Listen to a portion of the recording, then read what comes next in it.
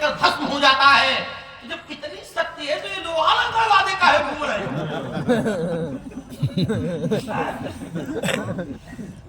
जब श्राप से काम चल सकता है, वाणी से काम चल सकता है, तो भरसा धनुष व्यर्थ है। राज को यहाँ पे धनुष को हटाओ, बाण को हटाओ, व्यर्थ धरो धनुमान कुठारा। यद्यप मैंने कुछ कहा नहीं, लेकिन अगर आपको फिर भी लगा है तो धनुष बाण और फरसे को देख करके मैंने जो भी अनुचित कहा है, तो जनेऊ को देख करके जो बिलोक अनुचित कहो तो क्षमो महा मुनि धीर, मैं आपसे क्षमा मांगता हूं। ये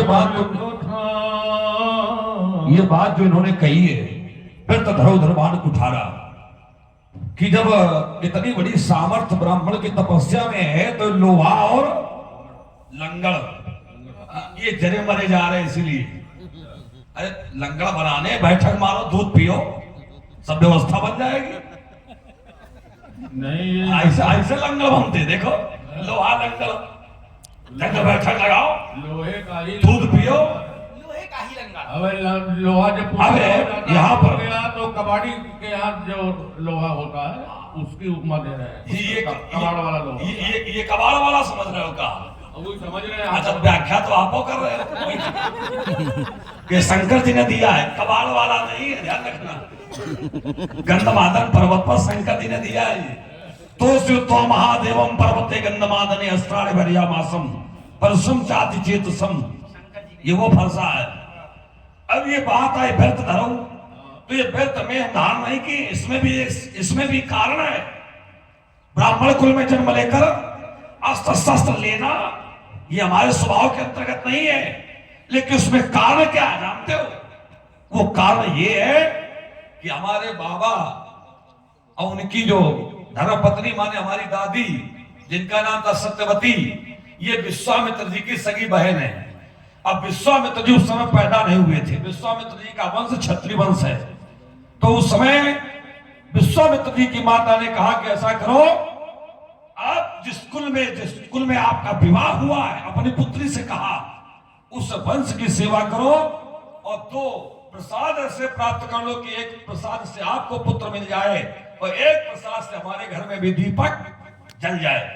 तो दादी ने सेवा की। अब बाबा ने 2 चरु दे दिए, बोले ये खा लेना तुम और ये दे देना अपनी मां को। तो जब दादी लेकर के पहुंची अपनी मां के पास, तो विश्वामित्र की मां ने कहा मम पुत्रेण सकल भूमंडल परिपालनम कार्य केता ब्राह्मण से पुत्र से बल मेरी संपत्ति युक्ता। मेरे पुत्र को राजगद्दी चलानी है और तुम्हारे पुत्र को तपस्वी बनना है। ऐसा करो, तुम्हारा वाला विशेष है ये दे दो हमें और हमारा वाला खा लो तुम। ये कह करके चर बदल दिए। और जब बाबा को पता चला तो बाबा ने कहा कि अब परिणाम उल्टा होगा। गौरव पुत्रो भ्राता ते ब्रह्म वित्तम, तुम्हारे घर में जो बालक होगा वो ब्राह्मण वंश में जन्म लेकर अस्त्र शस्त्र लेकर के चलेगा और उस परिवार में क्षत्रिय वंश में जो पैदा होगा वो क्षत्रिय वंश में जन्म लेकर के कर्म ब्राह्मण के करेगा। बहुत सुंदर, बहुत सुंदर। तो परिणाम उधर पैदा हुए विश्वामित्र जी और इधर पैदा हुए हम, इधर पैदा हुए हम। तो विश्वामित्र जी क्षत्रिय वंश में जन्म लेकर के ब्राह्मण बने बैठे हैं और ब्राह्मण कुल में जन्म लेकर हाथ में अस्त्र शस्त्र लिए। ये इसलिए व्यर्थ धर्म धर्मान कुठारा ना कहो। अगर अपने अपने चरु खा लिए जाते तो आज तुम्हारे गुरु बने हम बैठे होते और ताल तुम विश्वामित्र से ठोक रहे होते, ताल विश्वामित्र से ठोक रहे होते। ये सब कारण है, इसलिए व्यर्थ में ना कहो। और यही कारण है, अन्यथा न कुठार कठोरे। ये भाषा इसलिए हमारे हाथ में आया है। ये भाषा विश्वामित्र जी के ही अंश का प्रभाव है जो तुम्हारे सामने है। अब विश्वामित्र तुम्हारे गुरु है। ये दोनों परिणाम अगर ये ना होता तो न ते काट कुठार कठोरे, ऐसा मारता था उनके आंखें खोले खड़े बंद हो जाती। देर में लगता बेटा, न ते काट कुठार कठोरे और गुरु ही गुरु होते हो श्रम थोड़े। कहो लखन मुनिशील तुम्हारा को नहीं जानता,